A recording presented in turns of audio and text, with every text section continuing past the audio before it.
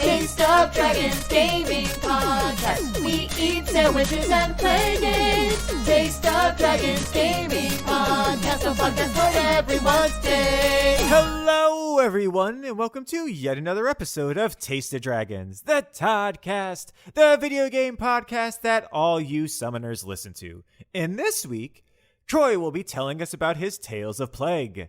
And finally, we're talking longer than Christopher Judge in our take on the Game Awards. As always, my name is Brian. My name is Troy. I'm Amanda. I'm Hassel. And I'm Joe. Hey. Man, what a week for trailers and games and all of those lovely things. Trailers and games and trailers. What a week indeed, Brian. What a week for like a lot of different things. A lot of different things. We're not going to get into all of them, but what a week. It was like our Super Bowl. Mm-hmm. It was like the video game Super Bowl. It happened. Was. And it was like happened. It was like the world's World Cup. Yeah. Yeah. Can you imagine if during the Super Bowl, like every minute that the Super Bowl ran, they gave out a Steam Deck? Ooh, I forgot about that. Oh, we were busy. We weren't. It was fine. Yeah, It's you fine, guys it's were. fine, You know it's what? fine. Yeah, I do feel like when you watch a football game or something, the entire time they're showing you trailers for other football games that are coming up. So I feel like that does track to the Game Awards. it does. Because they're like you could be watching like a Tampa Bay Bucks game and they're like next season on Tom Brady. And then you're like, what happened? Like this season's not even over. Yeah. Last night Jen Beeb and I went on to our anniversary dinner and it was beautiful and it was great. Snaps to that. Where'd you go? What'd you eat? So there's this place that we go to every anniversary now. The name is Rat's Restaurant in New Jersey. Okay. Oh, man, I just made that circle smaller so people know the town that I live in. Okay, you didn't need to tell them what town it was in. You did make that circle smaller. Okay, no, but listen, there could be 1,000 different Rat's restaurants. This is all a bit. You don't really live in New Jersey. You just provided. I don't live in New We're Jersey. One aware. more. I live in Buersey. Yeah. Yeah. So yeah, we went to this place called Rat's Restaurant, and it's like a modern take, like French, like farm to table, like sweet little restaurant. Oh, nice. So Ratatouille. Yeah, and they're like, oh, we source all of our own ingredients, and they're all local, but there's duck on the menu. So I'm like, have I seen this duck flying over me before? Yeah. Or is it like one of those mallards out of the pond? Does it either way, man? I mean, get your duck on. I've heard mallards are like specialty stuff. Whoa. Oh, like they taste different? Yeah, they taste like amazing. It Oh, tastes neat. different. Would that be the same as a duck? Yeah. Sure. I think a mallard is a type of duck. It is. Yeah. I'm gonna look this up. Land to sea Here in- avian. Here in Florida, we have those Muscovy. This week's The taste Muscovy are of the same poultry. thing. Yeah, We exactly. talk about the taste of Taste duck. of poultry. Taste You of know, mallet. at the very beginning, we promised to talk about the Game Awards, but first we're going to talk about different types of ducks. That's right. Ducks are just dragons with flat Gosh. mouths. How many ducks can we name? We have mallard. We have Muscovy. Muscovies. Muscovy. There's the rubber. Rubber duck. No, definitely Amanda, rubber. nice. Definitely rubber. There's Daffy. there's Mighty. Whoa. Yeah, mighty. Yeah. Drake mallard. Mighty Ducks. Darkwing, obviously. Darkwing. Yeah. There's plenty of ducks out there. Oh, there's Gosh, so wow. many ducks. Yeah. Wow. I mean, if they're all in a row, then we're all set. They were. We did line them up, yeah. We did. Line we them did. up, knock them down. But I do have a question for you all this week to, Good. I guess, start us off. Sure. It's not his own ducks. bit. It's Yeah, fine. he did. Happy anniversary to you and Jen B. Absolutely, yes. Oh, thank you guys. Yes. So my question for you guys this week is, if you were accepting an award on national television and they started to play you off, how would you react? Would you, like you say, you still have like a couple of people to thank, like you still like haven't thanked like your significant other or your kids? One, you're implying that my speech wouldn't be the shortest amount of words I could possibly say to get me on and then off of that stage. I think that if the music was still playing, Yeah. I have just been staring deadpan at the audience. There hasn't been a speech yet. in silence for 30 seconds. Well, just imagine like you And get up there. They bring on a dolly and they lean me against it and just wheel me off. Well, like imagine like you get up there and as soon as you take the award from them, they start playing you off and you haven't said a word. How about that? And then I go silent. I mouth the word thank you for not having to talk and I leave. This was the best. Nah, man, I keep it professional. Yeah. Hey, they're like, hey, you get 2 minutes. I'm gonna have that thing at 1:55, and I'm out. I'm gonna have that thing rehearsed. No, I understand emotions. Yes. I definitely Yeah. would put the best foot forward to be like, if I gotta have something ready to go.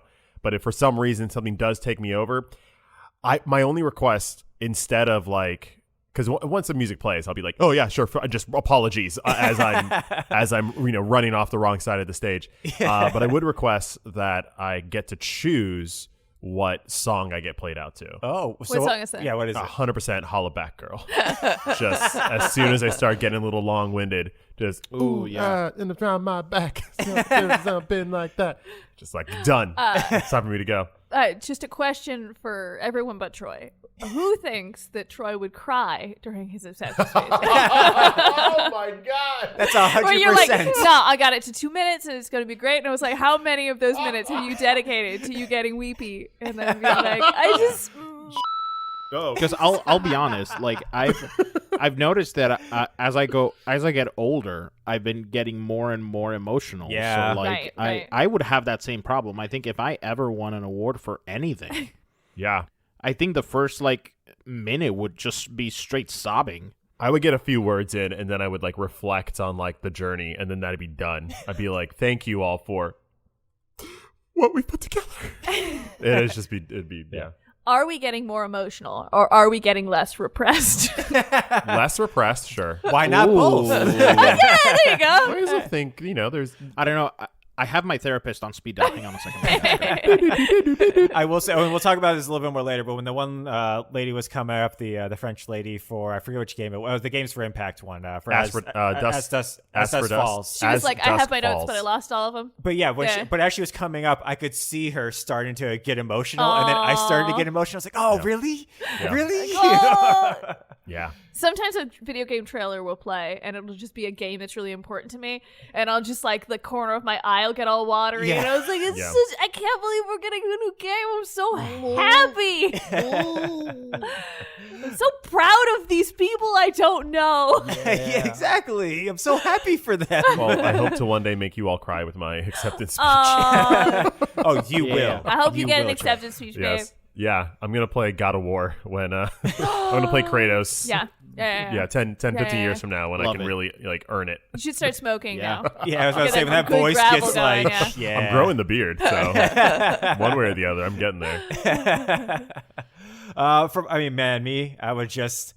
think I'd be like Manda. I would just be up there. I'd be like, oh my goodness. Thank you. Oh, thank you so much for playing the music. You just hang on the word you for a minute and a half. Yeah, exactly. Non-blinking. Not blinking. And I hope my playoff music is the Benny Hill theme. Just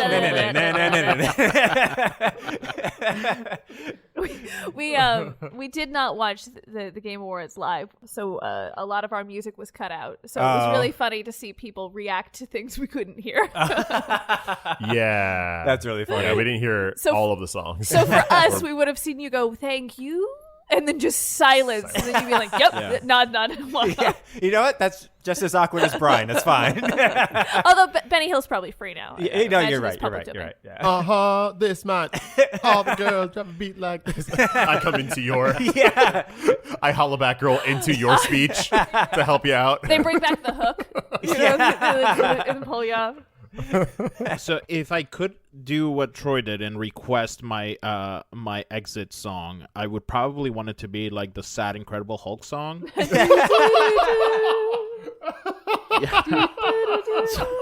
So I could just stand up there for like a good 30-45 seconds just with my thumb Yeah. And then there would just be just somebody waiting for yelling someone to pick me off the side of the stage. We get it. And it just makes it sadder though, so it works. Yeah, the bit landed. Get off the stage. But that's that type of song is the type of song that the longer it goes, the more it lands, and it's both infuriating and hilarious. Right? Fun fact Absolutely. about the sad Incredible Hulk song is I always get it confused for the sad song they play during Young Frankenstein. They're basically the same song. Yeah, they sure in my are. head. Yeah, essentially. Absolutely. As far as what I would say, I think The only thing that is in my head at the moment is big ups to Mumbai. Oh my gosh, yes, Slumdog Millionaire. When coming down the Slumdog red Millionaire carpet. won the Academy Award, and they were just playing them off, and somebody just goes, "Big ups to Mumbai" as they're walking off. And I was so sad Great. that phrase has not been in my life before that day. You brought it back. Big ups to Mumbai. My life was never the same after I heard that. Yep. He was actually just saying big ups to mum, and then they went by. That's actually what he was saying. I'm just sure their mothers were misunderstood. very proud. They were. So this is the end of the podcast. Beep-a-dee-ba-dee-boop. What But about Joe you, has Joe? to answer. I would not walk up there and accept anything. I would send someone else in instead because I don't do any of that public. I don't like being publicly noticed in any way. Like if someone wants to give me accolades, be like, "Yo, you won a game." We're like, "Dope." Please make it one of those things that happened during a commercial. Okay, And- so Joe, you and I need to hire people to Right. play us in public. Exactly. I think that would be great because then that person could be the one who has to go stand. Like I don't have any stage fright or anything. Don't get me wrong. I have no problems with talking in front of people. I just don't want to be given accolades in front of other human beings. I'm gonna flip through through TikTok, and whenever I see one of those people with an amazing video where they've got like cool hair and awesome Right. clothes, I'll be like, "Hey, do you want to pretend to be me at the video game awards?" Yeah, that's exactly what I would do. I would go find someone to walk up there for me. They don't know what I look like. No, they have no idea what I look like. It'd be great. And that person could have like So a dope moment in the It sun. wouldn't even be like accepting on behalf of. No. It would just straight up be just like Yeah. this is. No, this no, is they would be the- me. Yeah, yeah, yeah, yeah. pretend to be me, Joe and then I would just hire walk that up person. together, and people would be like, "Damn, they are the coolest people we've Right? ever seen." We hang out in the back and we're like a tear in our own eyes. That was a beautiful speech. You guys are sitting at home eating popcorn. Like, Yeah. man, they are Yeah. cool. Those are some cool people right We there. are cool. Right Look how here. cool we are. Cool. Look at us. Love it. That's amazing. Yeah. And if I had to have a walk-off speech, though, like, or walk-off song, I would make it like Power Lines Eye to Eye or something like that. Nice. I'd want it to be something that like people are like, is that happening? Like, yeah, it's happening. And then the That person you person's so hired would cool. start dancing to They it. would do the power Exactly. line dance, the goofy, the They best don't throw. even thank anyone. They go up. They do the Boom. power line dance. They leave. Boom. They don't want yeah. you to leave the stage at Yeah. all. They won't at make, that like at point. that point, like man and I with our popcorn were like, man, we'll never be as cool as us up there. It's so No, cool. we are as cool as us. Oh, wait, we are cool. They don't know that. Look how cool we are. Oh, what if your exit song was like the glass breaking and like the Stone Cold Steve Austin? Oh, jeez. Your exit song is Stone Cold Austin's entrance song. Yeah, Does he come on to push you off the stage? Yeah. he comes out, Stone Cold stunners me. Somebody tosses Whoa. him 2 beers. He like opens them, like pops them in his hands, and then just proceeds to chug them as I'm like on the floor. That would be pretty memorable. It would. Man, did you have a song that you would like to be played off to? No. Any song would do, because I want to just get off the stage. All the girls get to beat like this. I will say, I do jive to that song in the car. That song is it's so a bop. good. Yeah, I feel like Troy's been listening to it nonstop, like in his car. So Waiting for the right So now moment he's to like, work it into a yeah. podcast. yeah. Man, well, thank you guys so much for entertaining me. But It's just you. just me. It's just me, not anybody else on this. There's no amount of laughter. Sometimes the questions are for the audience, and sometimes the questions are for us. Or just for Brian. Or just for me. I would argue that 90% of the time they're for us. Yeah.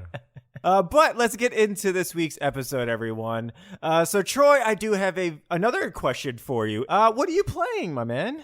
Well, I have played a game, beat it, put a little bow on it, put it under the Christmas tree. Don't open again until next year. I know where this is going. I played A Plague's Tale Requiem, a sequel to A Plague's Tale Innocence. This is a game that came out on October 18th. Of this year, so it is kind of a new release, only a couple months old, but I did play it pretty much that week. Yeah, It's it was a on Game new Pass. release? It's a new release. Ish. It was on Game Pass, which was like the coolest thing for me because Yeah. I really enjoyed Plague's Tale Innocence. It was in my top 10 of that year. I think it was 2018 that game came out, and that was a God of War year once again. Yeah. And so I've been looking forward to this game, and then I was already going to buy it, and then it turns out that it was on a platform that we were already purchased, a streaming service that we already have. So it was like, well, that was easy. Yeah. But it is the first game that I've beaten on an Xbox. Oh. Xbox. Sorry, what's the new one? Xbox Series X. Yes. Yes. So I've officially beaten a game on the Xbox Series X. Nice. I'm an Xboxer now. Yeah, it's the Xbox cereal box. A cereal box. This game is a narrative-driven survival horror game. Yeah. Really. It follows the tale of Amicia, this maybe like 16 or 17-year-old girl, and her younger brother, who's probably like 6 or 7. Your brother in the first game had this horrible illness.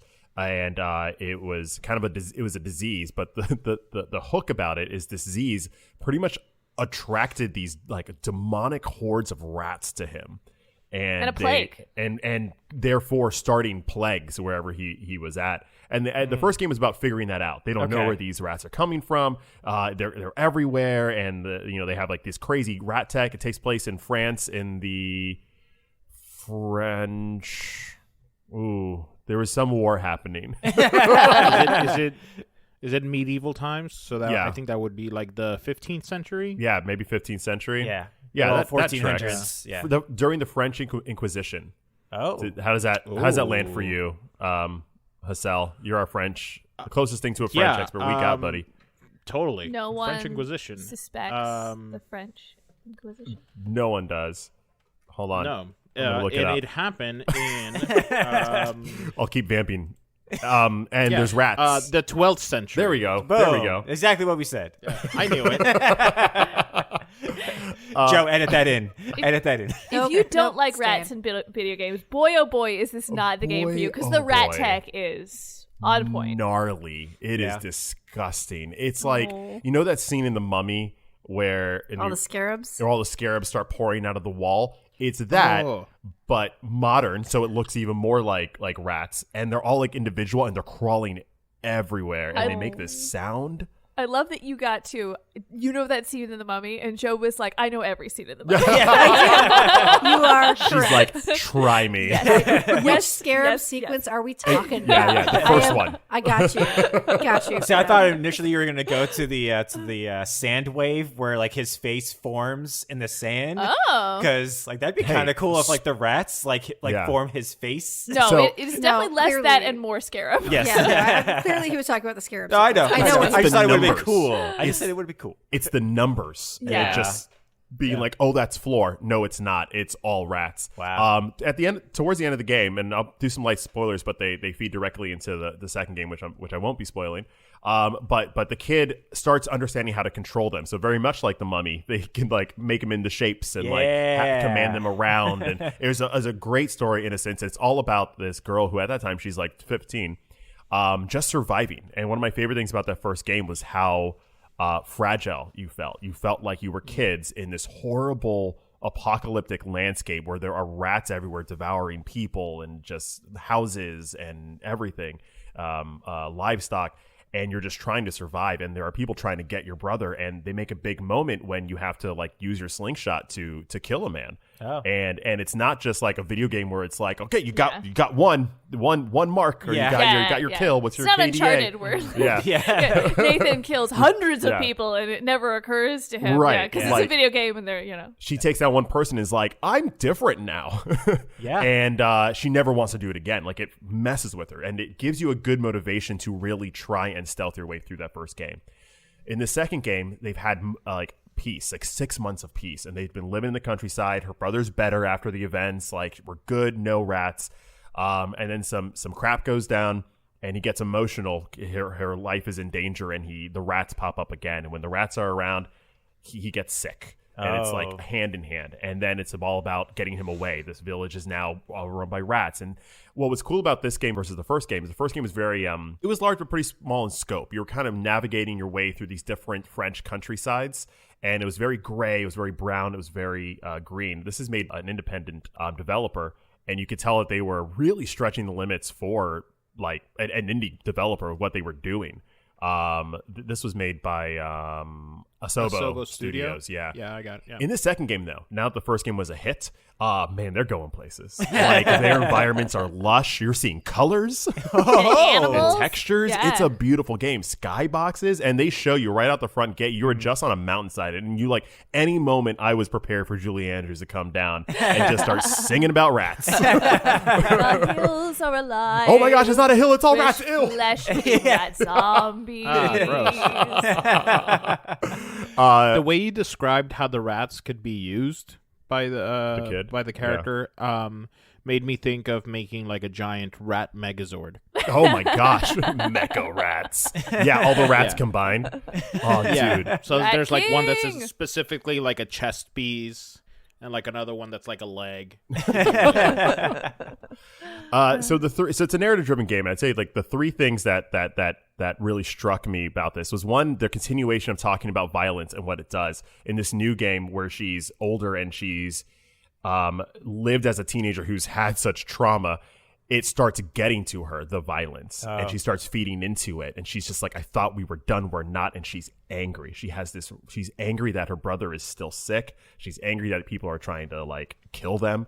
And she at one point snaps, has like a full on just, you're not going to get him, and just murders. Wow. Murders. I mean, people are invading to trying to catch you, but she's like into it, and it breaks her. And what's great about this game is they don't just do that. They take their time to like show how this can affect children in a way that is realistic and scary, because it's not just they're sad. It's like they're all over the place.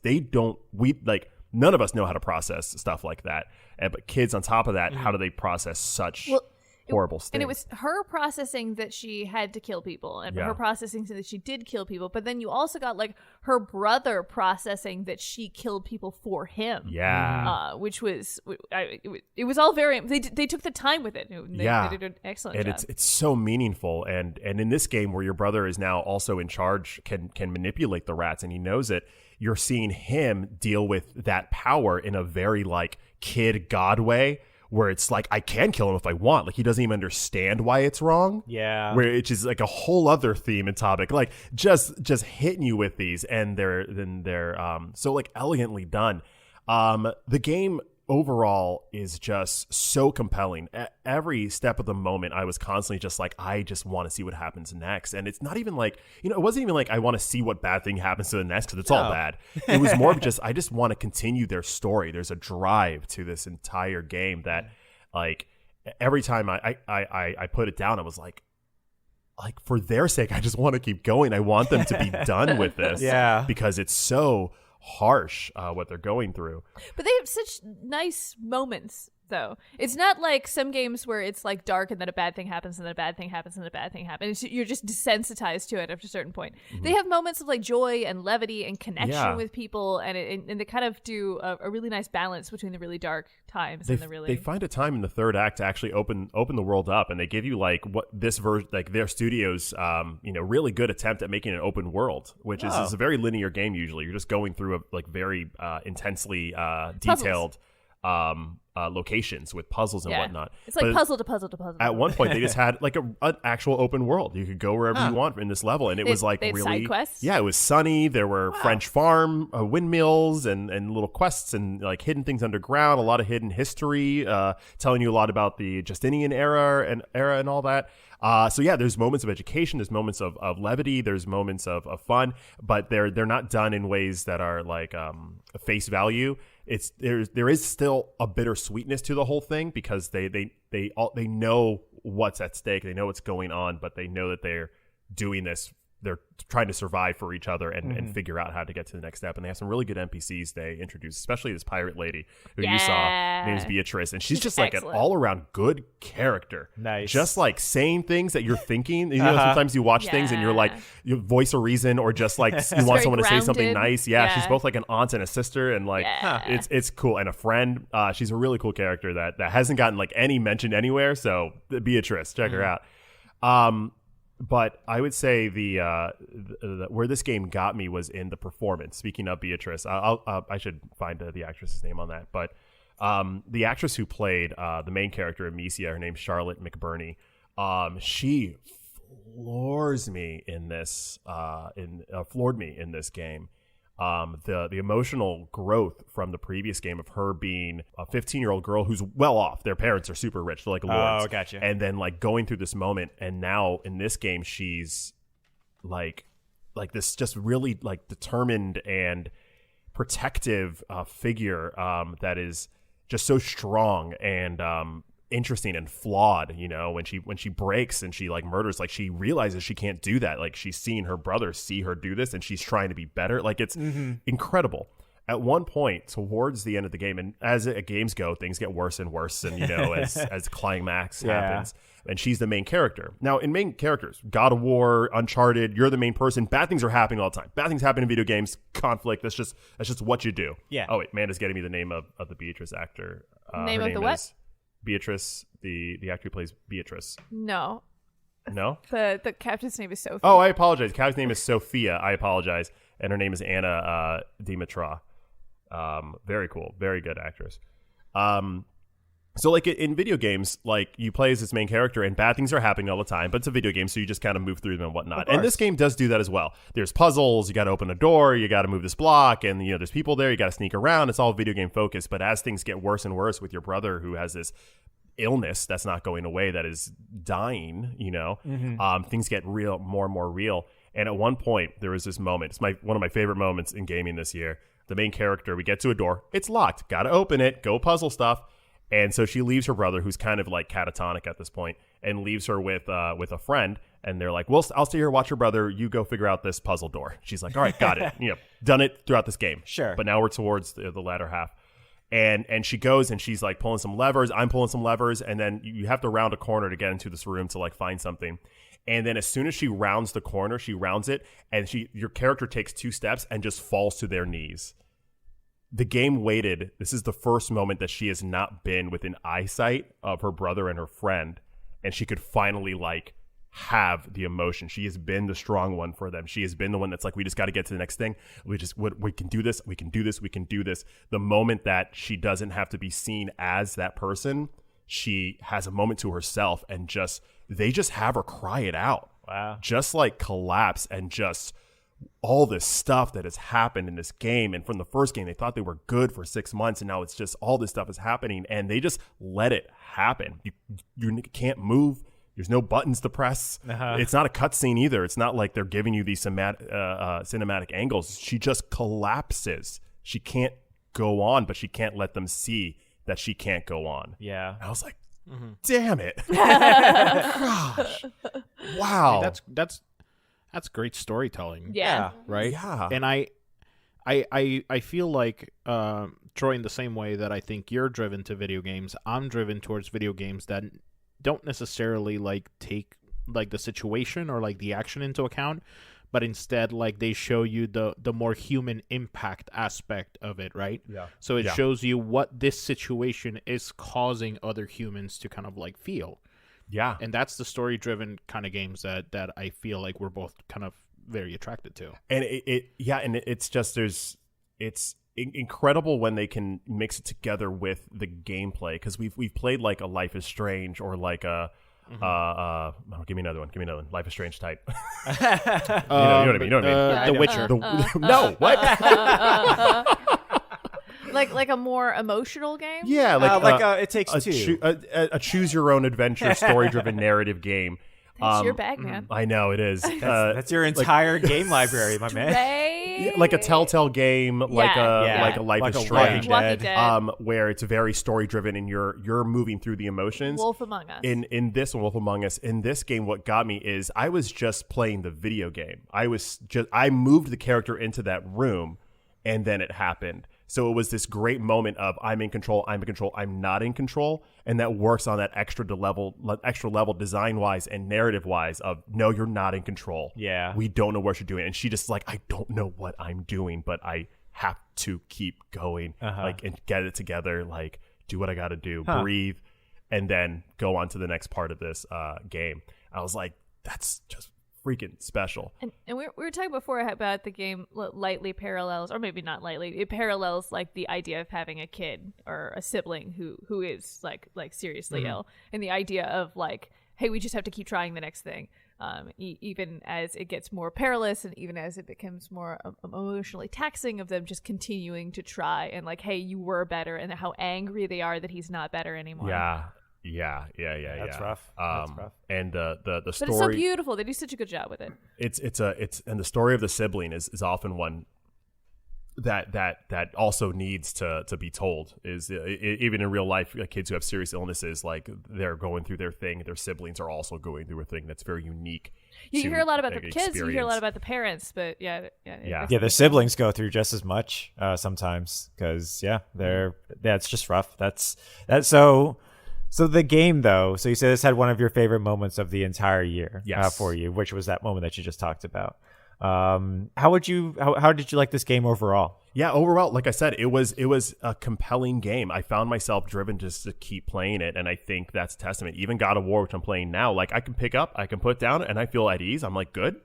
But for some reason, this game just there's a motor in it. Yeah, and it just hits different. Yeah, that just wants to make you continue.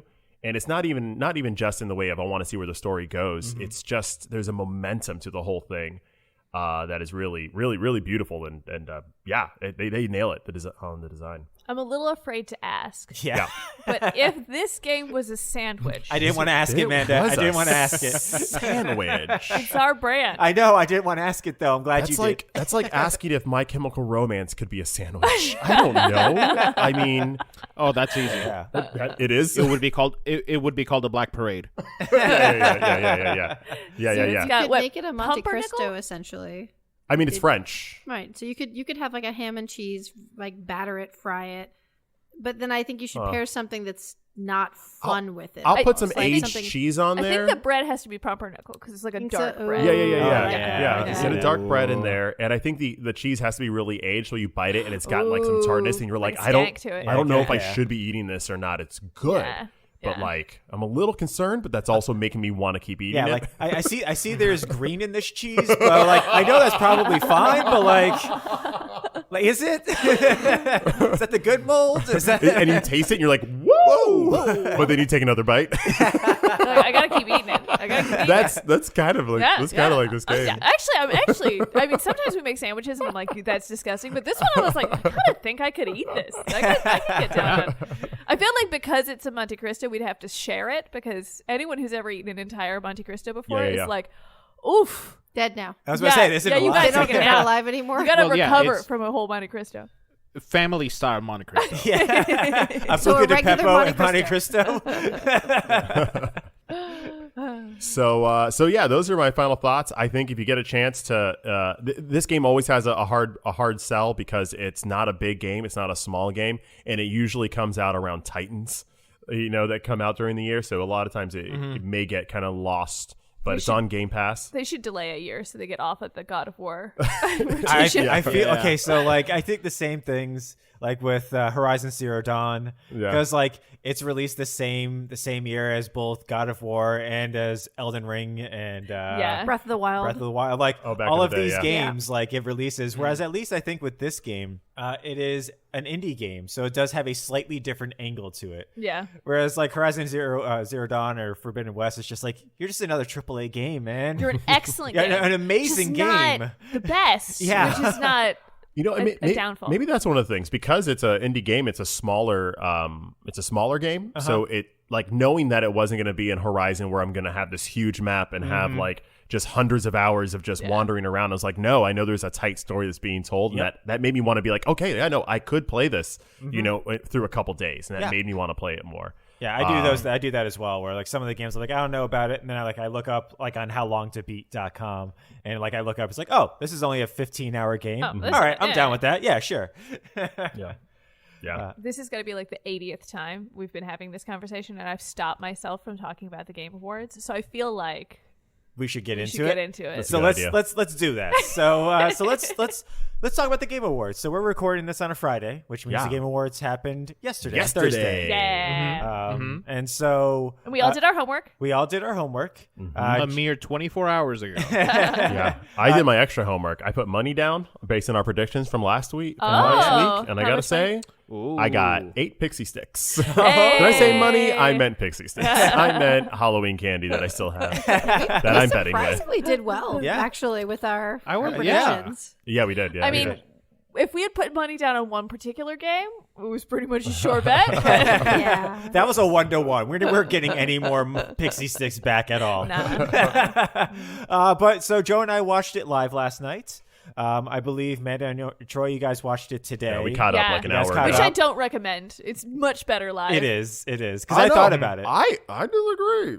Really? Oh. I think I disagree because we got to fast forward through like a lot of the like in between non stuff or the trailers that we weren't interested in. That was really funny. Or like this is an ad. This is an absolute ad. No, the ads are the bad part because we were in ads, and then when you fast forward, because we were watching on YouTube, we fast forwarded on YouTube, they gave us an ad, and then it got very confusing about whether we were in the ads for the Game Awards or in the ads for YouTube. Our ads, so you come back from an ad into an ad. Our ads had ads. We probably could have watched it on Twitch because they probably have like a replay. We tried to watch it on Game Awards YouTube and it didn't work, so we were on the IGN or GameSpot. GameSpot. I'm sorry. So bottom line is, like live, you didn't have to deal with that. But Troy makes a good point. When we didn't care about a trailer, we looked at each other and we're like, yeah, we can skip it. Like, I think the good thing though is that you were still watching it together because I feel like live when we all would get together and watch it is my favorite because then we are like in the zeitgeist together and you hear all the gas. We're still talking over the trailers we don't really care about. Where a commercial happens, we're like, whatever, I don't care. We're just going to talk about what we just saw. We're teasing them. Right. Exactly. Like I appreciate. Look at that guy in half a shirt. Right. Like or we're trying to guess the game before the title comes up or whatever. But I think if you're watching it, like if you are catching up on it, it definitely saves way more time. But like I almost feel bad though because if you're just watching it like catching up that way and fast forward through, like, oh man, like there's just so much fun to be had in between the. And Hassel was the most efficient because he just watched the trailers. Yeah. Oh, so he cut. All the awards. I read about what happened and then I watched the trailers, and I think this is a result of past Game Awards where I've been like, this is a really awkward like scene. I don't know if I could get down with this. The only thing that you genuinely missed was the absolute shock of seeing Al Pacino. Yes. Of being like, I'm sorry, what? Yep. What was he announcing a video game? You don't know about Al Pacino. Opened the show. Jeff Keighley got up. Yes. Jeff Keighley got up with his sneaker and suit and sneakers and was like, great, everyone's here. He did a couple like shout outs for people in the audience. He did his classic Keighley thing. And it's like, we're going to have a great show. Birth certificate? Yes, he brought it out for everyone to know. He did mention numerous times that he was Canadian. As he does. Got it. And then he said, oh, and by the way, Al Pacino. It's like, everybody's like, what? Al comes hobbling out with a big smile on his face, and he puts on his best Keanu Reeves impression. He did. He was dressed in all black. He was doing a bit. He was. And the man was charming. He was happy to be there. He made jokes. He was. He was just like. You could tell he was pausing here and there. I was like, okay, I wonder what's going on. And he was just like, I can't read the teleprompter. It's too far away. Can't read the teleprompter. I feel like they showed him a clip of Keanu Reeves, and they were like, this is the energy that the audience appreciates. And he's like, I got it. He's like, I'm Al Pacino. I can do it. I got you. And scene. It was cute. He had a moment of like reflection where he's like, well, I don't play games, but I do watch my grandkids play games, and they're great. and then he went into like the craft of acting and storytelling, and like he started waxing some poetry and shit. I was like, it felt like they got a genuine celebrity to come in and be like, hey, video games are legitimate. Yeah, it was, and like because we know he couldn't read the teleprompter, I wasn't sure what was Pacino or what was teleprompter. You never know. That's why he's a genius. That's why he's a genius. That's how you know he's an amazing actor. Do you think that Scorsese doesn't think that like superhero movies and stuff like that are like cinema? Do you think that this is gonna like drive a rift into that friendship where he's just gonna be like, oh, Al, Al thinks video games are art now, so I can be seen with him. Scorsese is at home being like, I'm going to be on it next year. No, you see, they got Pacino in there. But what if he's like, Marvel movies, not films, but video games are films, and then it just sends everyone's mind. What? It was amazing though, because at first I was like, okay, not that I don't get it, but like this is kind of weird. But then because he was announcing the best action or best performance in a video game, and the way that he was talking about it and everything, I was like, actually, this is kind of brilliant. He's a performer respecting other performers. That's exactly what it was, and I actually really appreciated that so much. Versus like, what the hell is Al Pacino doing here? And it was also worth it to see the shock of the audience. People, Keely's friends, he lied to them. They had no idea. Yeah, they were in the audience like, "Are you kidding me?" Yeah. So hats off. Well, I think it's there's an aspect of shock because you don't know why Al Pacino's there. So you're like, is there a new like Modern Warfare 2 skin that's Al Pacino? The real question is like, did they even invite him, or if he was like, no, I feel like I should say something, and they're like, yeah, please, no, absolutely, yeah. What if he was in the restaurant next door and they were just like, oh, hey, come here. And he's like, no, he just shows up and he's like, I was coming home from the restaurant and I saw, is this a video game awards? And I'm like, yeah. Do you mind if I say something? Yeah, please. Yeah, we'll reorganize the whole show if you would like to say a few words. Nice. See, Keanu called him up. Yeah. It was like, hey, Al, what are you doing later? I can't make it this year, but I got you. Whoa. But yeah, and then Christopher Judge is the one for best performance for his role as Kratos. Yes. Came up on stage looking like a golden lion. Oh my god, he was looking crisp. Hair was golden. His hair was golden. It was. Oh and my then goodness. He talked for an amazingly long time and like took his time on top of that. It's not like he was just completely just talking the entire time about nothing. No, you felt very patient. It was. It was very but all I could think of that entire time was Al Pacino still on the stage with him. He gave Al Pacino a hug. He did. It was worth winning just to Al Pacino to give him a hug. Which I get. Absolutely. I would. Hey, if I had the chance, I'd be like, hey, whoa, where you going? Where you going? Troy made a very valid point. Is the longer that Christopher Judge spoke, the more he's like, I bet there's someone in a sound booth somewhere going like, this isn't televised, so we never made playoff music. Yeah. So now we have to like go find music to play him off. They made a horrible mistake because they thought, well, just play the music we just played, the God of War music. Oh, of course. And they played the God of War music underneath. But all it did softly. was fuel his speech. It did. I was so impressed as he was going like it was like rounding minute 10 or something. Yeah, it was a while. The music started up and it really did. You could It started to the swell. fire. It started to swell. They started to raise the volume of the music, and then his voice got like more boisterous. If there was ever a piece of music to have an inspire impassioned him, speech too, it's the God of War soundtrack. Like, pick anything else. Get the Xenoblade Chronicles music. Like that would have been better. That would have helped. Get the little chime that they play at the beginning of like Donkey Kong Country, where it's the old man like cranking the. So I would love that. So speaking of music, when Arcane won for best adaptation, we were watching it on the YouTube. Very happy about the results, of course. So the guy stands up to accept the award, and then the whole thing goes silent, and he starts walking forward. And this is our first instance of noticing like something was wrong, and I was like, oh, okay, it's weird that they didn't fix it. Because like it was yesterday. If they had had a sound glitch or something, they would have had time to adjust it. And this is what we hear as soon as he reaches the mic. And then he's walking up, and I was like, try Batman, it's Batman. Yes, YouTube. Not Imagine Dragons is like, nah, man. Pay us. But see, this is what's wrong with being as efficient as not watching it or watching just clips of it, because you miss these kind of things. Yeah, I mean, who would have thought the thing that caused this entire category to exist won?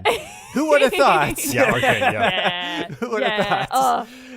Troy made a good point. He's like, this isn't even from this year. This is from last year. And they're like, no. They go win. It's not like because this is from before when God of War came out this year, last year. So it's not like it didn't qualify or something like that. It's just like no, they made this category and they're like we're bringing it in. We have to. This has to be the first winner. But yeah, that one. And it's like it was weird because I feel like last year they did a lot more. I don't want to say speeches, but like announcements, and then people came up and accepted it. Yeah. Whereas this year it was a lot more just all right, and the nominees for this are, and this thing wins, and then the next thing, and he did 5 of those. I was so surprised they didn't do Indie Live. I know, which is such a shame because if anyone needs the moment, I feel like the Indie benefits from that the most. Best debut indie where they had they someone did. come up for that. I don't remember. It was Stray. It was Stray, Stray of won. course. It was Stray. Yeah, Stray won both of the. Yeah, Indie you're right. awards. You're right. Speaking of indies, y'all see Hades 2? Yeah. Yes, we did. Nice trailer for Hades 2. Looks like Amanda called it a prequel. Yeah. Dang it! Now I gotta scratch that one out. I was gonna talk about my favorite trailers. Oh, but I'm we're sorry. already talking I'm about sorry. it. I mean, we could have. Hassel, what was your favorite trailer? Yeah, we could all have the same favorites. Oh, guys, let me tell you guys about Hades 2. Right? Well, they mentioned Kronos in the trailer, and I was like, let me put on my mythology hat for a minute. And it's like, Kratos was already in prison by the time the second game came out. So they started doing more stuff, and Troy's like, oh, yeah, that is this person, and that's it. It's just like, yeah, so we think prequel. Yeah. We also, who's that lady? Yeah. Is she just another new character? We never got a name, huh? No, we didn't. No, that's the mystery. That's the intrigue that brings you back. and the other intrigue is, as Amanda also pointed out while we were watching it, is that game company doesn't make sequels. They've made a bunch that's of what I games. told Joe. They've never made a sequel. And as soon as it came up, huge. I was like, I think this is a Hades sequel, Joe, and they don't do those. Oh. and then they started coming up with the speech bubbles and everything, or speech boxes, I should say. And I was like, yeah, this is absolutely Hades too, Joe. That should have been in the ad. We don't do sequels, but ... Exactly. And it was, I mean, Hades was an amazing game. Bastion was an amazing game. You know, all the other games that they've made have been amazing games. So it's just like they must have something for this sequel to be like, we need to do a sequel prequel. I'm not upset because it still means we're gonna get more Supergiant games, Darren Core music. So I'm okay. But I do hope they continue to iterate on other stuff. Agreed. I mean, I'm very excited for Hades too. Yes. Take this with a huge grain of salt. Okay. But this is from supergiantgames.com. So in the prequel, or in the next Hades game, the protagonist is Melano, who is the princess of the underworld, an immortal witch and sorceress with powerful magical abilities. Man, Hassel, you are just looking things up left and right. You are on it. Listen, I am. If there's anything that I do really well, it's cry on cue and research. And I'm all out of tears, baby. Hey. And I'm all out of tears because of that dumb soccer game today. All right, Hassel, what are your other 2 favorite trailers? Okay. Hold, please. You made such a big deal out of me ruining one, and you don't on a have second. it ready. I gotta this flip man. through these. All girls beat like this. Try on YouTube. Nobody, everybody's hearing nothing right now. Let's talk about the obvious one. What do you guys think that I like the most out of all the trailers? Death Stranding 2. Death Stranding 2. Yes. Kojima. Yeah. Because I have not even finished Death Stranding 1. Oh, boy. Don't even... Listen, I have a vague idea of what happened to me during Death Stranding. So, do you mean like you as a person 2, or you as a character in the game? Both. Both. I just want to say, I think Death Stranding would be really awesome if you played as Animal. Yes! Oh my gosh, Animal's bit was everything. It really was. It was because you I'm could in tell love. when Animal messed up saying an Elden Ring and said whatever else it was, and Chucky's like, "You mean Elden Ring?" He's like, tarnished. Animals like, Kojima, put me in your game. That would have been I could be super BB. I could be a baby. So so Kojima being there, and him announcing Death Stranding 2. Do you remember what I said, Amanda? Because I didn't think Death Stranding would ever have a sequel, because I was like, that's what it was. It's just You what were it like, was. I can't believe they're going to make me remember all of the details of Death Stranding 1. I'm going to have to put my brain back in that world. I was actually kind of angry. I was like, I let all of that information leave me, and I'm like, I have to get this back in. Oh man, you're gonna have to build those bridges again, man. My all favorite the terminology. My favorite part is when Kojima came out and he's like, yeah, I'm working on this game, and it's like, when COVID happened, I had everything written, and then it's like I got so inspired that I rewrote the entire game.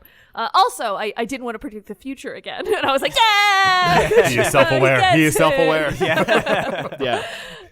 No, by saying that, he's probably going to predict the future. Well, that just means he already has the future down on paper. It's just not going to go into a game. This is like prophecies. As soon as he rewrote it changed. You're right. You're right. Yeah, but there's a whole game about getting that original writing to find out what's going to happen in the world. He said he was working on 2 games. One of them should be Death Stranding, and another one should be a game where you're trying to get the script to the next part of humanity because Kojima's written it but not released it. His new game is about trying to find his original game. Yeah. They're both Kojima productions. Yep. But I think the most surprising to me about the Death Stranding 2 trailer was seeing this Metal Gear Solid-esque. I thought so for a second. Like giant thing come out of the water at the very end, and I was just like, this is very Metal Gear Solid, because it even looked like Metal Gear for a second. Did. I was like, what are we doing, Kojima? Like, at this point, though, like, Listen, I still have to beat Death Stranding 1. I probably will in the next year because I know that the second one's coming out. But I'm along for the ride. Like, story-wise, I'm lost. I have no idea what's happening. I don't think anyone else can honestly say this, but Kojima can do whatever he wants. So, like, he could be like, this is a Metal Gear, and it is just... renamed it. Exactly. I'm gonna put it in because I like it. This is just a big robots. Those exist everywhere. And I made Norman Reedus look a little bit more like Snake. I gave him the white hair. And then he's going to get an eye patch. He loses an eye this game. What if Death Stranding is just Kojima's way to just remake all of the Metal Gears, but without calling them Metal Gears? Oh man, I would not put it past him.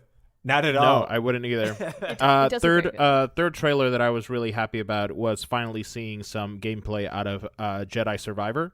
Yeah, I mean the official announcements. Looks really good. Oh man, and then it's coming out so soon. Yeah, I am hashtag bringing Cal Kestis to like live action Star Wars. Yeah. Like I really want to know more about him, more about BD1. I have a little BD1 back there somewhere. Trey said exactly that while we were watching the trailers. He's like, make this character canon. Yeah. I mean, well, like it would be so cool. I think he is canon. He is canon. It's just he's not in any of the live actions. Put him in Rebels. Yeah, put him in Andor. I was gonna say put him in Andor. Put him in the second season of Andor. He doesn't have to be in there for very long. Just being there for like an episode, background, something. It's just the checks guy out with the time. Exactly. So, like, I think it'd be dope. I think that'd be really awesome. Yeah, and I agree. That actor amazing. also looks like he's been working out. So Yep. maybe he is. Maybe he is. Maybe he's going to be in a Marvel movie. Yeah, because that's what they do as well. He's got a beard now. He does. Listen, Yeah. He's got that I'm all scruff in going. I'm all in. Yeah, that did look amazing. I agree. And I'm just surprised that it's so close. And I'm actually happy that it is. Because I'm tired of a lot of these companies, we talked about this before, that are like, announce a game. It's like, it's coming in X number of years, maybe until it gets delayed. 2028. Yeah, exactly. Yeah. And then I'm really happy that this was like in 4 months. I was like, all right. I believe that. Absolutely believe that. Speaking of trailers, I feel like Nightingale would be a good Adventurers Club. That was the one where you're like, that looked cool, like explorers, but you're also crafting, but the world's super dangerous. And like, I feel like as a group, that would be a good delve. I agree. Actually, I'm with you. When that comes out, I'm with you. Let's do that. We could build the Toddcast Fortress. Oh yeah. One of the games that I really enjoyed from this is the new Armored Core. That From Software is going to be doing. I was just like, what? Dark Souls, but with robots. What? From Software's rebooting Armored Core? Yeah, Hell I'll yeah. be curious if they stick with a turn-based strategy game that it is. Or I don't if they're think going so. To I mean, it go could full be. Souls. I think they will. But I think they're going to stick with the strategy. Yeah. I man. kind of want them to try What if something they do else. both? Really?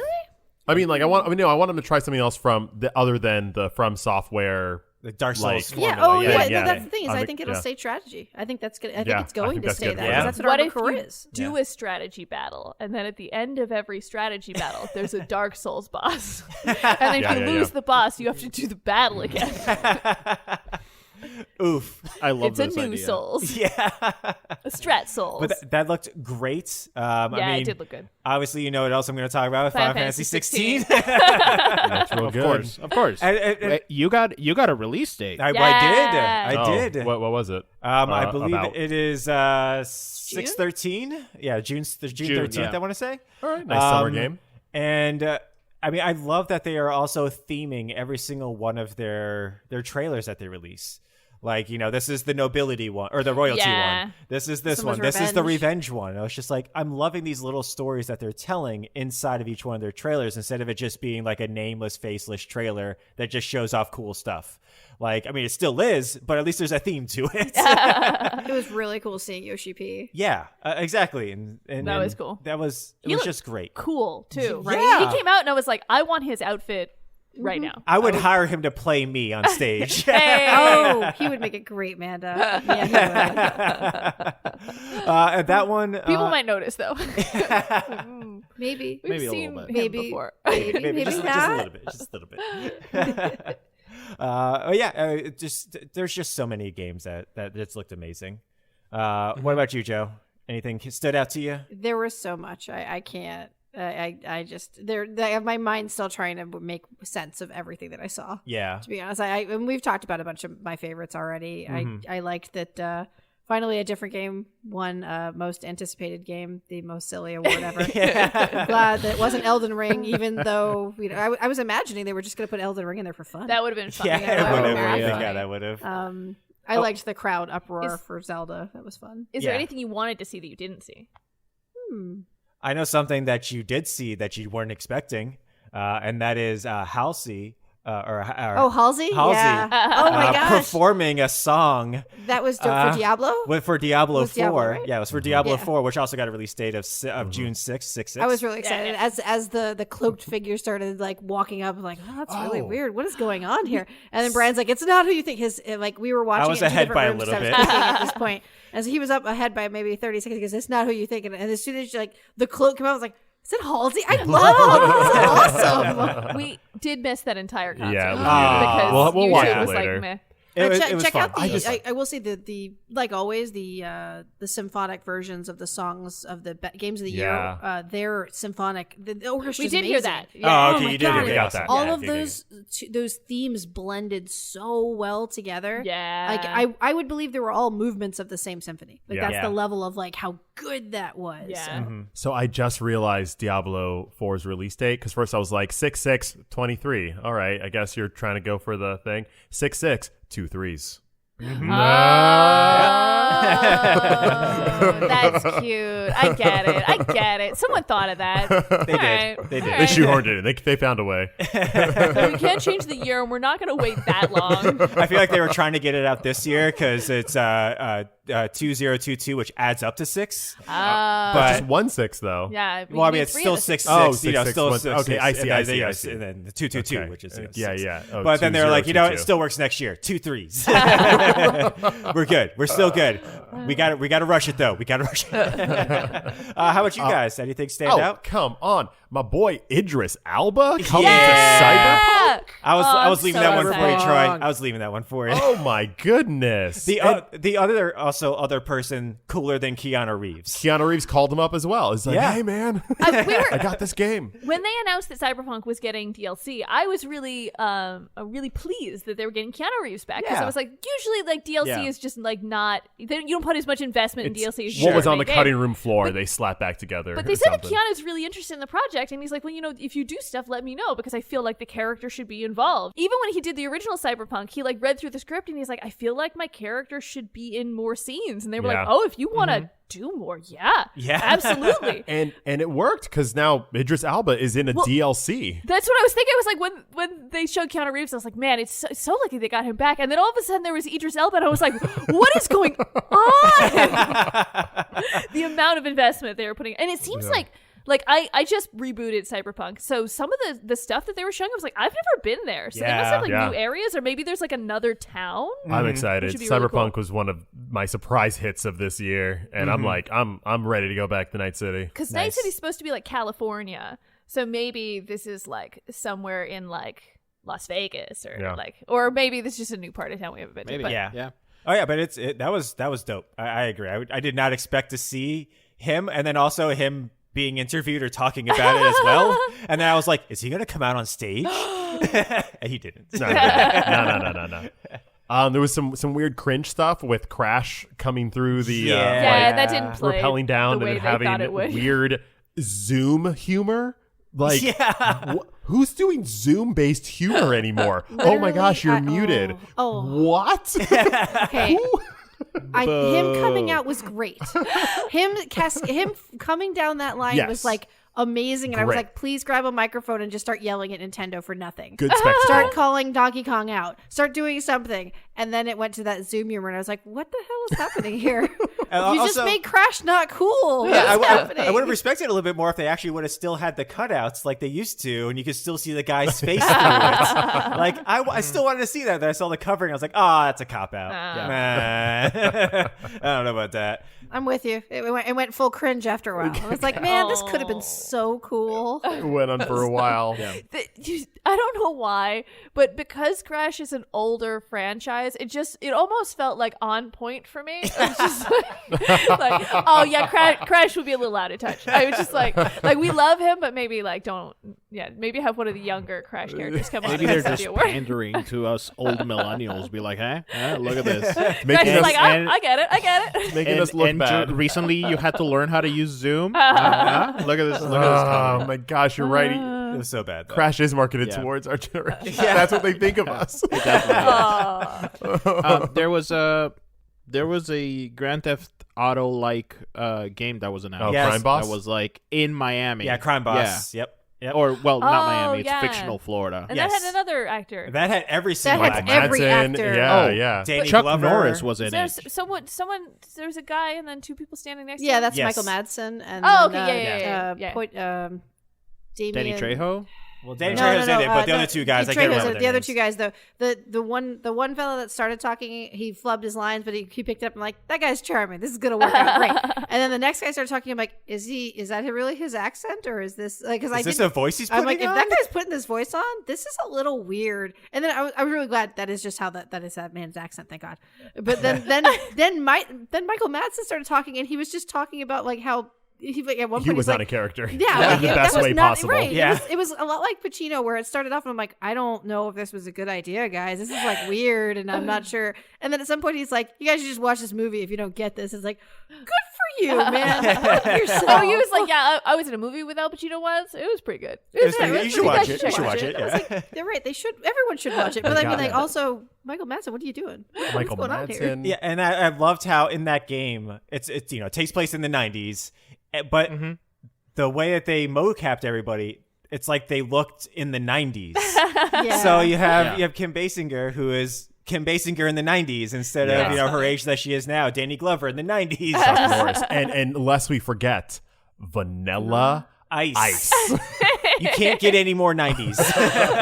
I have a question. Do you guys have any idea what that game plays like? Nope. Is? Okay, cool. That's for later. Yeah, that was after that trailer, Joe. Yeah, no, all I kept thinking of is this the first person? I don't know. Listen, celebrity thing. Game? It's just a This celebrity is Crime Boss, game. baby. All right. There was a that push. game can have like Cyberpunk 1.0 like bugs. Hollywood is trying to figure out video games right now because there's definitely a push where I think agents are like, you got to get into video games. It's literally outselling movies and music. Yep. Get into video games. And I think that people are just spinning, latching onto projects. You had like that thing with James McAvoy doing the looping game and whatnot. Like, celebrities are just popping up everywhere. That one guitar game that had like an actor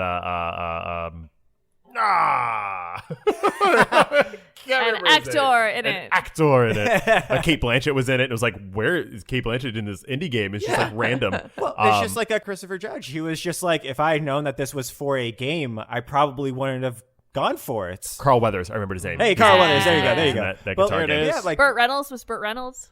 Yeah, In Saints exactly. Row, yeah. He was, but like Christopher Judge, he was like, yeah, if I knew this was a game, I probably wouldn't have auditioned for it. Yeah, but there's this a has stigma. completely changed my life And for I the feel like better. Hollywood is starting to figure that out now. Uh-huh. And I'm curious what it's going to be when they do figure it out. Andy Serkis is over there being like, I told you guys. I told you. I was out here with Heavenly Sword Right? back here in like 2003. Yeah. Get on my level. Andy Serkis could be every character in everything, and I would He's probably so be perfectly good. fine with it because that man is So such a good. good He actor. played like 4 or 5 different characters in that game, He did, and it was yep. brilliant. I think there's and they another one- all kind of look like Andy Serkis. Yeah, I think he was in another game. I think it was called Enslaved or something like that. Enslaved, And he then was it has- Enslaved. he was Also in real good. Another, and he also did the mocap for that, like same exact thing. Yeah. And then I forgot to mention Horizon Zero Dawn or Horizon Forbidden West also got a DLC. Yes. And yes. that falls in the category I think that you were kind of mentioning, Amanda, where you're like, hey, this is just like kind of more of the same, but like in a cool new setting, which is Exactly. like great. This is which is Hollywood great. now Yeah. versus the Bay Area. Yeah. Which is exactly what you want if you've Exactly. just played a game and you're like, you just want more Just want some content. more. Which is why Cyberpunk blew my That- mind. yeah. It's like, I'm sorry, what? There's yeah. more. Did you have any favorites, Manda? I think we talked about a lot of my favorites. Okay. I think I interrupted other people's conversations to talk about my favorites constantly, so I have nothing else to add. And they didn't talk about Dragon Age, which I am I know. contractually obligated to Yeah, mention. that's on true. the That's podcast. very true. I do appreciate the Game Awards outside of trailers. Even though they didn't show all of the awards that we would have wanted on stage, they did get like accessibility awards on Correct. stage. They did highlight even like their mentor program that they have, where they had like a whole special for like their developers that are kind of just out there trying to do their thing. They mentioned their mentor program, and they're like, we had I think 75 kids last year, Applicants, yeah. I would say 75 Yeah. people last year, and then 75 people this year, and then there was a pause, and I feel like they were supposed to shoot to the people Yeah, they're in like, the and we audience. had 50 in Yes. the audience, and there was just, It's like applause. a pause, Yeah. and you just still looking at Jeff Keighley, and I was like, I feel like someone missed a cue. I feel like maybe we were supposed to see those people. Anyway, here's this one developer doing the robot. Yeah. He can dance. Oh my gosh, I've forgotten. I don't know how you guys felt about the Last of Us.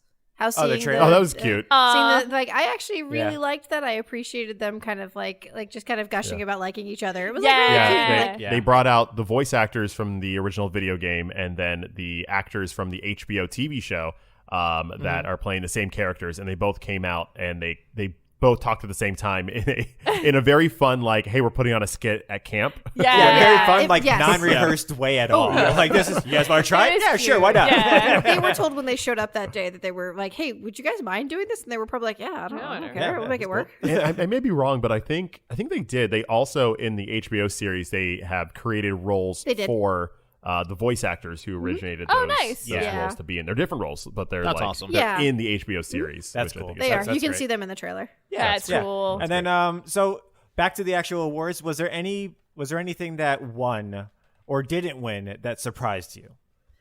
Just to finish this round, just to round this out. I kind of liked where all the winners fell in this. Yeah. There was a lot of God of War to the point where I just stopped paying attention. Yeah. So I was Yeah. like, I it's was gonna like, be God of War. yeah, though. But then they didn't get Game of the Year, so I felt okay about it. Yeah. That's I where I don't know was with why. Joe. Yeah. Yeah, I literally And director. Yeah. Same. I was at the whole first like hour and a half, 2 hours of it was just God of War won every single thing that was in. And I was like, wow, this is getting a little old now. And I really wanted to play this game before watching the Game Awards, and now I'm kind of like, nah, I'll play this when it's like $20 or something. And so it has less hype because I feel like at this point now, like it's winning everything, and I don't know if it's gonna live up to what my brain thinks it's gonna be, even though it's probably an amazing game. Yeah. But then it stopped winning things, Yeah. and I was really glad that as a couple of the things it didn't win, I was happy went to other people. Yeah. And then director happened, and it went to Elden Ring, and I was like, Usually, oh, that's the precursor. this would be very weird if God of War won the next one now. Yeah. And then the next one happens, and I'm like, oh, I can't believe it. Mind you, it wouldn't have mattered.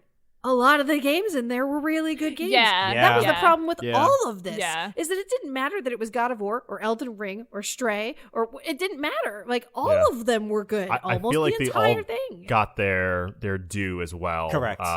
Stray won Best Indie Game and Debut Indie Game, and God of War won all those awards, and Elden Ring won the big award.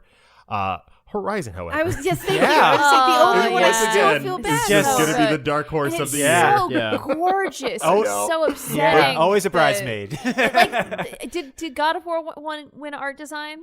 I don't Art know. direction That's- went to Elden Ring. Elden Oh, Ring, okay. I think, won art Okay. direction. Yeah. Because that It's almost unbelievable the level that Horizon Zero Dawn and Horizon Forbidden West got knocked out of categories because of other games that were just a little bit better. Essentially, the big surprise for me, I think, also was for Doug Bowser. Was that Bayonetta 3 won for, I think, Best Action Game or Best Action, whatever it was. Yeah, that was surprising. And I feel like when they cut to him, he was like, oh, that's okay. I wasn't expecting this. The CEO of the company being like, oh, me? Oh, us? Speaking of Bayonetta Origins looks adorable. It does. It really does. It really does. Little girl Bayonetta with her stuffed animal that turns into a monster. Like, I'm very for that. Yeah, that was great. But yeah, I mean, the awards was really well put on this year.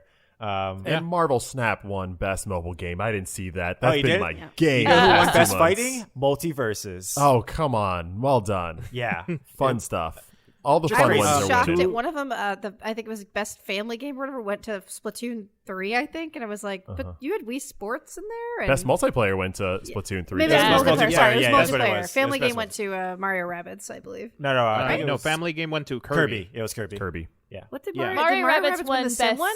Strategy. Ah, there we go. Oh, they won Yeah. strategy. You're we got right. there. The Kirby we got one was there. the one I was shocked about. Yeah, that 'cause happened you're like, way what? early on. I was like, wait a minute. I mean, it's a great game. It's a really great game. But like, who's playing But, like, that with their family? every single thing on there was on the Switch. Every Yeah. single Yeah. Family Game Yeah, it nominee was. was on the Switch. To our credit, if you listen back to last week's episode, we actually got a lot of them right. Oh, yeah. Well, I mean, Gran Turismo obviously. nailed it. Yeah. Because they asked for our advice, and Yeah, the only one we didn't get right was Content Creator of the Year, but it's because we all voted for ourselves. Well, yeah. No. I mean, like, we knew who should have won, but we were like, we should let the smaller ones win it. Right. Next Little year. guy Next like year, y'all. Ludwig. Yeah. Next year. Yeah. That's okay. We'll make sure What did you guys think of Best Esports Coach? I don't know if I agreed with it, but I was fine with it. Yeah. I don't even know enough to make a joke. Oh, man. But, I mean, yeah, Jeff Keighley knows how to put on a show. Every single year just keeps on getting more. I don't want to say more big because that's not the correct vernacular. But it just keeps more. on. It's just more. It's just more and more. And I loved the little designs of the entrances on the side. Yeah, the set is always The very sets good. are great. And at first when you see them, like, oh, okay, that's just kind of cool to do. But then when like Cal Kestis comes out and then you have like the design behind him, I was like, I think that was designed for him because this is very Yeah. like Star Wars, It was. like Yeah. like going into light speed type stuff. And I was like, but that just looked amazing beforehand. That looks like even better now with him just immediately in the center of it. And yeah, I love those little designs. Yeah, the stage design is always really amazing, and then I'm always a little taken aback by how versatile it is. Yeah. Because I always, especially not being there, I always imagine I know what the scenery looks like, and then inevitably they'll change it up, and I'll be like, oh, I don't even understand how physically this stage works right now. Yeah. But it looks amazing, and that mixed with the orchestra, the live orchestra, I think makes a big difference. Agreed. Oh man, that dude rocking out in the middle of the orchestra. The hurdy-gurdy? Oh Oh, my no, you God. mean the guy with the Yes, little, like, yes. piccolo? Or Yeah, the no, hurdy-gurdy was what I was 'Cause about. If you Okay. had told me that the Video Game Awards was going to be Al Pacino and a man headbanging to a hurdy-gurdy, I would have been like, you're crazy. It was amazing. We need to bring sound clips back to our marketing, and that needs to be it. I'm sorry. But the guy with the piccolo, right? Both. We're in the both boat now. Yeah. It's so They were good. both just great. Oh, man. So we were watching they played a song from God of War, and they had the guy come out and he was headbanging to the hurdy-gurdy, and then God of War won an award, and that guy is the composer. Yeah. So who I think, I mean, we have to say this in the podcast, he might be the coolest man alive because one, he plays the hurdy-gurdy, two, like, he's an award-winning composer, and three, his name is Bear. Yep. Oh, he's so cool. Bear McGrary. I will never be Yeah. that cool. Like, he deserves his own, like, show on Discovery Channel where he, like, just goes into the wilderness and survives. With the hurdy-gurdy. With the Yeah, with the hurdy-gurdy. hurdy-gurdy. Yeah. He just plays the hurdy-gurdy and headbangs, and forest animals bring him things. Like, I'm like, yeah. It's like Enchanted, only he's the one bringing all the animals. I like it. Oh man, Disney should make that movie. They A should. Disney princess movie for the next generation. And his best friend is a bear. Yeah, he is the bear. I think I really liked the Game Awards this year. Yeah. Yeah, I think I really enjoyed it. If the Game Awards were a sandwich, Troy. It's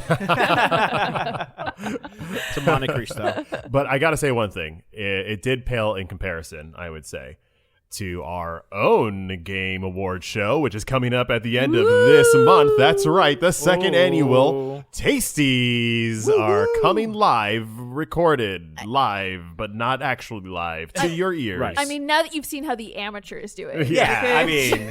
see our professional coverage of all things video games. Yeah, Al Pacino. Yeah, we have De Niro. Thank you very much. Yep. Come I don't on. have any money. Do you? No, Brian. Ew. It's not De Niro. I hate it. Hassel did It's not not De appreciate Niro. your Yeah, I know, he did pronunciation. Yeah, it's DiGiorno. This quality content and more. At the end of the month, the Yep. Tasties, the second annual Tasties Awards, we'll be doling out our favorite moments. Can't wait for everyone to see our sets. Oh, Yes. man. Yeah. We're We don't know bringing the in... categories yet because we'll be don't? making them up We will. and assigning our own nominees. Yeah. And it'll be coming to you Christmas Day. Again, it's our Yeah. present to you. Yeah. Yep.